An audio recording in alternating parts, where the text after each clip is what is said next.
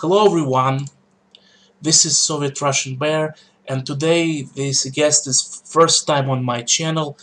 His name is Luis. He's from the United States. He lives in which state do you live in? Florida, Florida. basically Okay, and you are of Latin. You are of Puerto Rican descent or something. yeah, Puerto Rican descent. All right. So Luis here is also he's got his own YouTube channel, and you basically, well, do you actually support Russia, or do you? Please explain. What is your stance Uh, on? I think Russia is one of those nations that has been heavily abused. The media has been try to exaggerate and make up ridiculous claims. Like the Republicans try to imitate Putin as a communist, while the left try to imitate to portray Putin as a fascist, or Russia being a fascist state.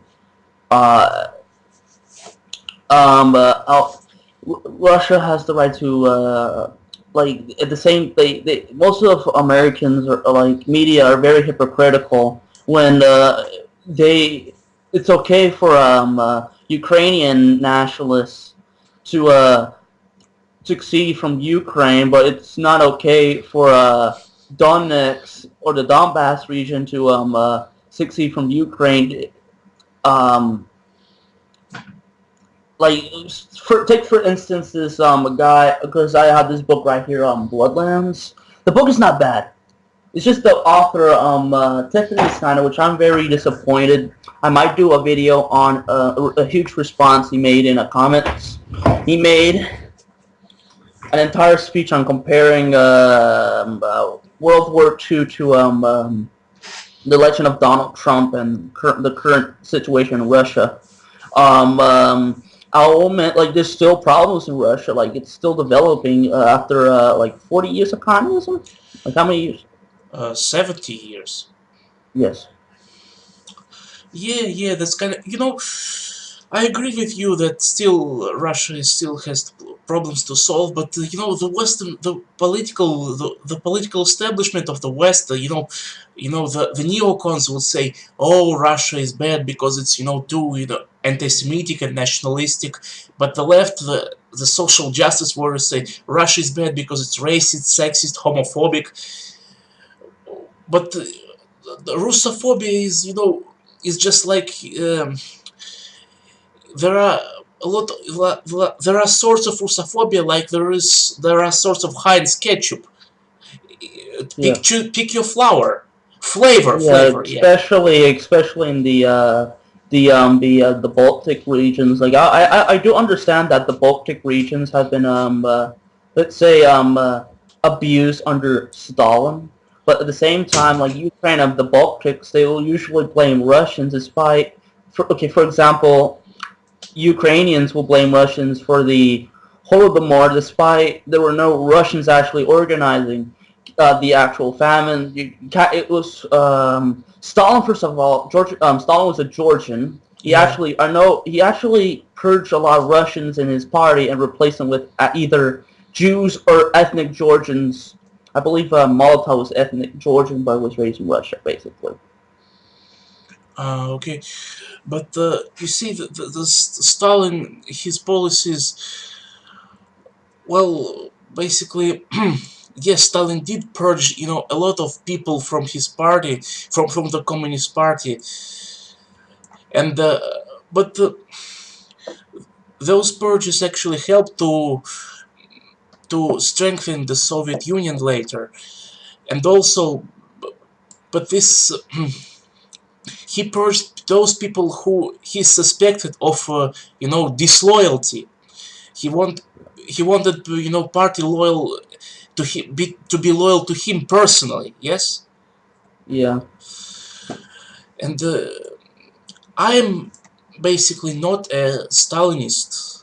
I'm not going to say how he was good, how he was a Yeah, dictator. and he wasn't really a right wing dictator anyway, because he was a feminist. Just footage of him right in a feminist conference actually. Yeah, and but today's Western feminists are still Russophobic, and they will say that I had debates with online debates with Western American, Canadian feminists, and many of them say that Russia is a patriarchal society. It is misogynist, and men here are very patriarchal. Many of them believe that the Russian men beat their wives, which is for the most part is not true. Well, I don't know any man personally who beats his wife. Yeah, it's because of the pop culture basically. Like you see if you see like Rocky 3 or any movies that contain Russian stereotypes. Yeah, yeah, I've seen this because the stereotyping of Russians is very. I mean, just the stereotypes are just stereotypes, and for the most part, they are overgeneralizations and exaggerations. Like say for example the stereotype that all Russians drink vodka since they were born. Well, it is true that still Russians love to drink, especially when they celebrate, when they some meet on some occasion, but the stereotype is that Russians drink vodka instead of water. Yeah, I think it's very wrong. Yeah, I heard it was a statistic that actually most Russians drink beer, not vodka. Um, what is the gun laws in Russia? Like, is it as strict as right now the United States, or is it? Well, there are not so many guns in the hands of Russian people today, and I say that you cannot buy an assault rifle, and you cannot buy a sniper rifle. Well, you can say buy the pump shotgun legally or Saiga 12 carbine legally, but you can buy an AK legally.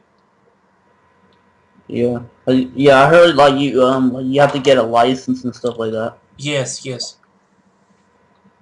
Um, And you have to pass some doctors, some narcological narcologic clinic, and psychiatric evaluation. yeah. At least it's not as like bad as Canada, I would say. Yeah.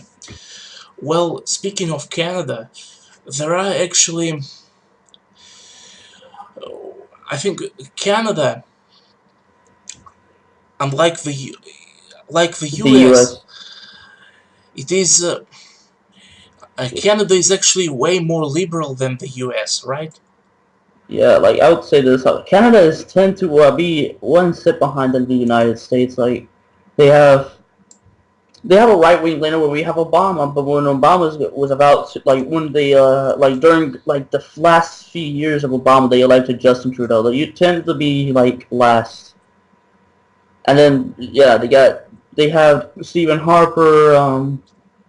They tend to be very behind.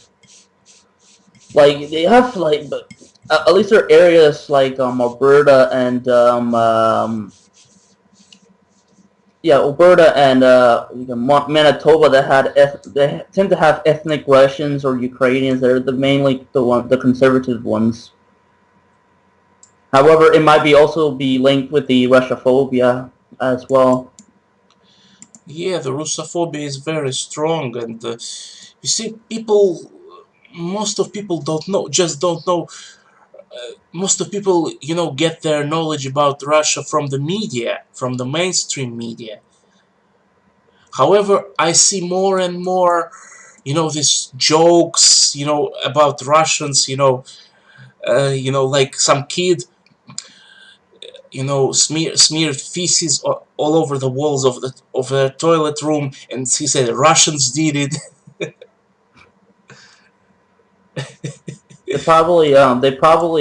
every time they stub their toe in the shower, they blame Putin on it. Well, speaking of Vladimir Putin, what do you personally think of him? I think he's like he. If I what I understand is I look at his political party. They don't really have a political stance officially, but what I would say he's a hardcore Russian patriot. Like Yes. he's tend to be like if you talk to him, he tends to be on like in the middle. Like for example, I would say like found an example in an interview with the BBC was talking about the law that banned homosexual propaganda. He states that well, Russia is the only country is one of the only countries in the world that homosexuality is not outlawed. We simply ban not only homosexual propaganda but pedophilia propaganda, and this law has been used. Like even the law is very similar to that they have in Germany, but they still have gay pride parades. And then Putin says we have nothing against these people, but like at the same time we're trying to be conservative Yeah. because it's not like Iran or United Arab Emirates in which they just take all the gays and you just throw them off rooftops. Yeah. Well, but you see, I should explain you that the position of the Russia's majority is you can be whoever you are, you be gay or somewhere else, behind the closed doors. Just don't take it to the public. That's why, Russian people attack gay parades, and we don't want gay parades. If basically most of us don't care what you do with your partner behind the closed doors. But if you take it to public and expect to see backlash and expect even to get your ass beat, you see what I'm saying? Yeah. I heard you have like in Russia they have these feminists that like run around in public naked with graffiti all over their body. The Do, protest against Putin. oh, I think it's happened in Germany. Yeah, it's happened. Like I know they have it in Quebec. I don't. Well, we don't have. I don't think we have that in the United States. Of course, we got laws against it. But I know there's countless attempts in Russia. Well, hello. You know, Yeah, that's bad. So okay. Well, do you mean the famine? what? Famine. The radical Yeah. feminists. Yes, the radical feminists. Yeah. They're actually from Ukraine. Yes. Yeah, from Ukraine. Yeah. Yeah. Ah, yeah, yeah, yeah. I know. There are Ukraine. videos Ukraine of is. yeah. Yeah. There are videos of them. You know. Mowing Orthodox crosses with a chainsaw. Yeah, have you seen Yeah. it? Yeah. I have seen it. Yeah, it's disturbing. Yeah, it's a sad thing. Like Ukraine used to be. Yeah, even like Ukraine used to be a nation like they actually the Ukrainians are now taking the philosopher or also poet Taras Shevchenko out of context. They claim that Shevchenko wanted to secede from Russia, but that's not really true. He was a Republican, basically believing that they want to abolish the monarchy and establish the ethnic regions as provinces of a United States of Russia, basically. But then they try to make him out as he's a secessionist. Uh, and Ukraine during the 1920s has had a strong cultural and religious traditions. Unfortunately, then Stalin ethnically cleansed not only the Ukrainian people but also executed poets and writers that were loyal communists, but were wanted they were very conservative with their culture. Hence the historical event known as the executed Renaissance. However, when since independence and right now, Ukraine is drinking the liberal Kool-Aid. Yeah, I agree. And basically, I think Ukraine, and no offense to Ukrainian, nationalists and patriots, but I think that Ukraine can only succeed as a nation when it is either part of Russia or in the Russian sphere of influence. And speaking of the Russian sphere of influence, I think that Russia should have its and should expand its sphere of influence, because why not? And what do you think about Russia expanding its sphere of influence? Of course, not use the same methods as the U.S. does, not through invasions, not through color revolutions, not through debt and usury. Just through Russia should expand its influence, its sphere of influence through economic cooperation, through making ties, making deals. And all that stuff. Do you understand what I mean? Yeah, I uh, I believe people like to think you Russia's invading Ukraine even though it's not. Even I would say the case in Ukraine is that it's being a puppet state right now. And now you got people like I believe there's nationalists now criticizing the new they're criticizing Kiev because they're backstabbing them basically. They're hardcore nationalists, but then right now there's having gay pride parades and joining the EU, which idiots like Tiffany Snyder think that the only way for Ukraine to become a nation is by joining the EU, which I found dumb because then if they join the EU, then they have to allow refugees, which is if Ukraine joins the EU, you're going to expect a lot of refugees because it's right north from the border of Turkey.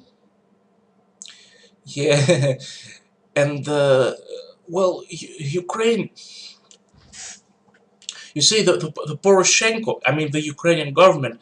The Poroshenko. He's in a very tough situation. I mean, there are like these hardcore neo-Nazi anti-Russian territorial so-called territorial battalions who are who consider Poroshenko as appeaser and an agent of the Kremlin on one hand. On the other hand, there is a Donbass, Donbass militia, Donbass army, the DPR, the LPR army, who consider him an aggressor, and he doesn't know. You see, Ukraine would never sign Minsk agreement because that would mean that those neo-Nazi battalions can rebel against Poroshenko. Yeah, I believe that, and he's doing exactly the one about protesters under the former president of Ukraine. And saying, oh, they beat up protesters, they want to be all westernized, but then now Poroshenko's doing the same exact thing. Well, beating up protesters, being and it's sad. Like it's losing their sovereignty. Basically, it's not. They're not becoming a country. It's being a puppet state.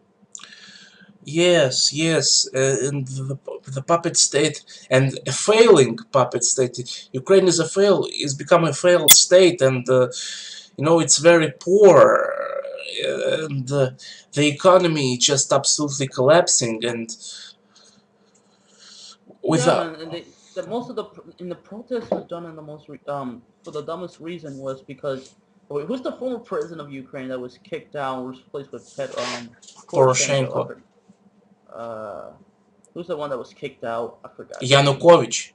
Yanukovych. Yes, Yeah, Yanukovych was trying to make a oil deal with Russia to make this pipeline to Ukraine to Russia to Ukraine, and then the Ukrainians didn't like this because they thought, it's gonna be like another Holodomor or another Great Purge because they think that Putin.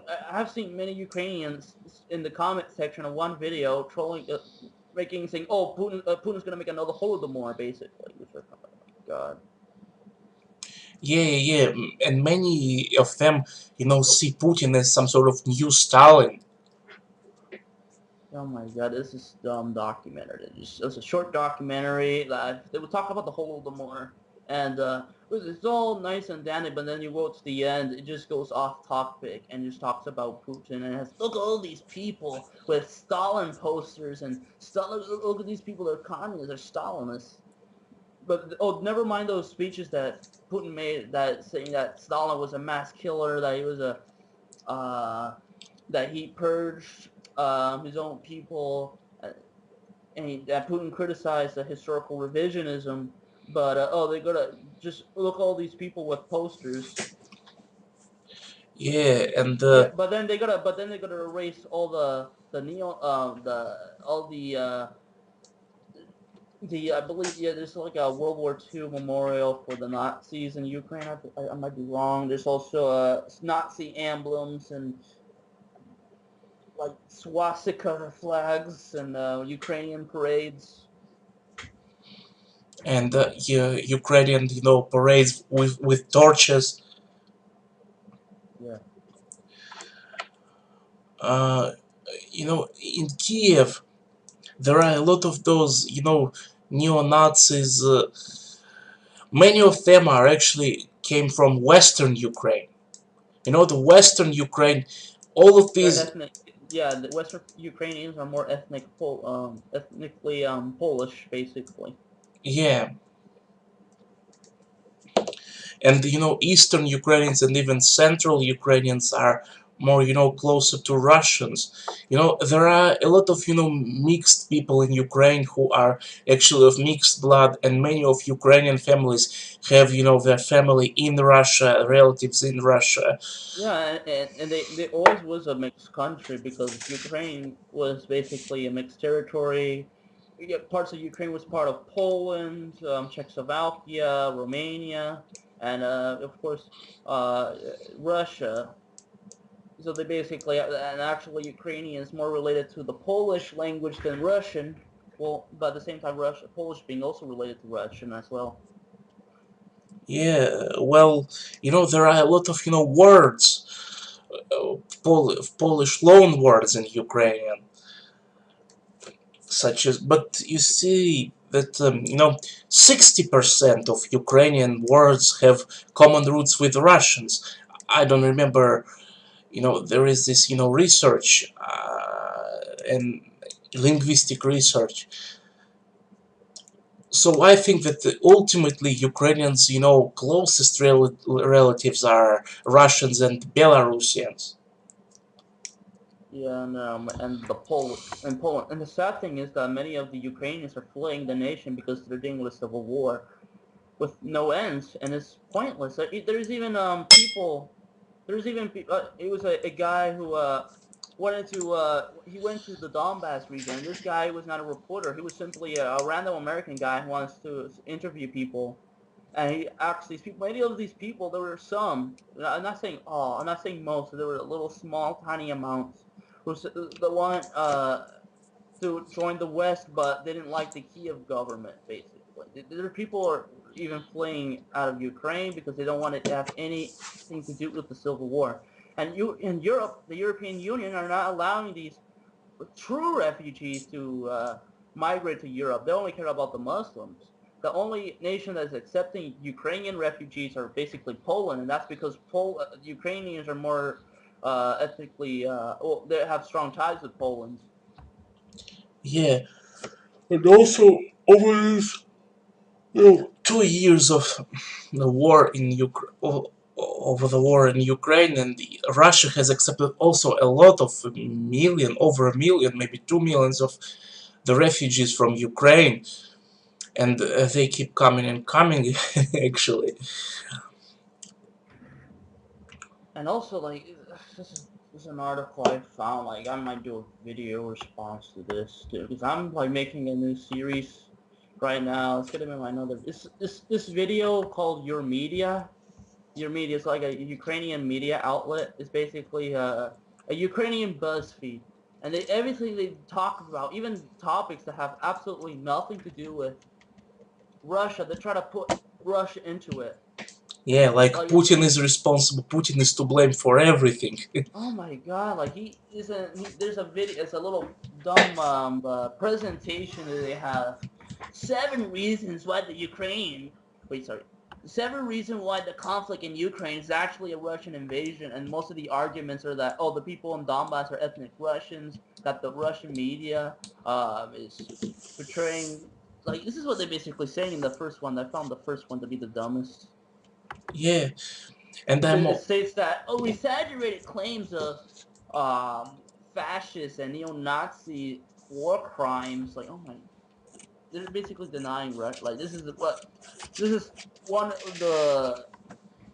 Here it is. I don't know. I could share it to you, but it basically says number one, it was started by the Russian media. It says since Euromedian protests, Kremlin-aligned media was created in the avalanche of propaganda aimed to describe the protests in Western Bank as an exaggerated the role played by far-right groups. Stories of fascist atrocities and grasp of any mistakes of the new authorities, such as Hasty Repel or Yankonovich laws, granted Russian language religional status, basically, blah, blah, blah, blah.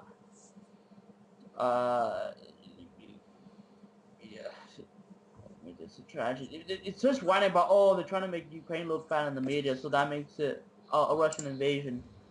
Well, I don't like people say that Crimea was invaded by Russia. Despite Crimea gained their independence, it was no longer part of Ukraine. It was its own little short-lived republic, and technically, Crimea is still a republic because you have to understand the Russian Federation is built upon different states, republics and con-republics, which like republics like Chechnya or some territory in the Siberia region in which you have Eximos and also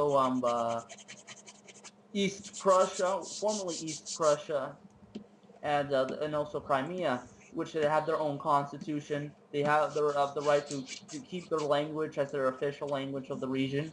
yeah, It's like a republic, but with Russian influence. That's the Russian Federation, basically. It's still independent. It's not. They have self rule. yes, yes, they have. And I'm also making a video response to one guy, a Romanian guy actually. His channel is no, his channel is named Freedom Alternative, Yeah, and I like he makes good videos. He's a member of the alt right, but when it comes to Russia, he's sort of wrong on that. He's a little bit too dishonest. yeah, he's biased, obviously. Oh my god, have you seen the one with like, he made a video on Eurasianism, and then he's just drinking a mug with the Ukrainian flag on it. Like, what the hell? Yeah, basically, well, he's Romanian, and Romanians probably dislike Russia because of Moldova. You know, the people of Moldova are basically pro-Russia, many of them, and you know, the pro-Russian president has won elections in Moldova, and the Romanian nationalists consider Moldova as a part of Romania. Meanwhile, you know, polls among Romanian people, or I mean Moldovan people, say that no, we don't want to be a part of Romania. Yeah, and you also got so I know it's a very thin little micronations right in the coast of Moldova, right next to Ukraine, that want because they were a region that didn't want to split from Russia under Gorbachev. They wanted, like, the collapse of the Soviet Union. It was a breakaway state from Moldova that wanted to join. They stayed with the Soviet Union, but right now they're their own micronation because, of course, they don't support like Putin because he's apparently right-wing capitalist, while the micronation itself is still communist. Yeah, okay. So, yeah, basically, what can you else say about you know, the U.S. troops deployment in Poland? Some of NATO fanboys say, "Oh, Russia cheats itself," blah blah blah. I say no, because NATO would never dare, to attack Russia directly. Yeah, I found it odd that because it's happening just like you only have like 7 days until Trump becomes president, Yeah, and they're just doing it now. Like I like who knows? They're probably gonna do like a nuclear war just to prevent Trump from like. Even though I'm just saying it's a joke, but I doubt like. But because Russia doesn't want to war with the United States. Even Putin says that like about the arms race, saying, "Oh, I'm not going to do an arms race with the United States because well, that's what happened in the 1970s when they increased um uh the arms productions and it sort of and caused the Soviet Union in debt basically." And I know you might think it's justifiable. At the same time, they cost a lot of money and it bankrupted the Soviet Union. And Putin was uh, try to prevent any mistakes similar to that what happened in the 1970s. yeah.